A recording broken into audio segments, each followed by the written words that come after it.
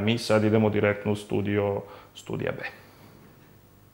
Pa jeste da vam kažem, to su te parlamentarne stranke, stvarno se boru za vlast. A mi smo van parlamentarna stranka, mi nismo naučili još da se borimo. Možda ćemo se i mi boriti kasnije, ali ja i Zdravko, pošto smo u koaliciji, mi ne smemo ni da pomislimo da se borimo, nešto tako.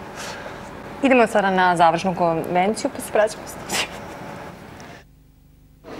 Ja dominiram u avalskom podregionu sa narodnom muzikom. Mnogo sam poznat tamo. Rako je Šingara, svi slušaju. A u Selu Rakovci imate 10 autobusa, oni se još i njega stavili. Tako da... U nedelju su izbori. Vi ste na listi broj 9.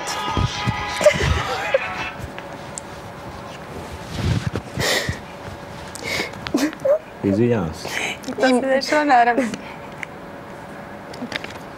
Ali, ajde možda kažemo nešto više. Ne možemo više mi da kopamo tamo neke rupe pod avalom kao što neki obećavaju tamo da budu zemunice za krompir. Pored sad ovakvih kvalitetnih mašina u Evropskoj uniji, frižidera i ekondišera tamo i klima.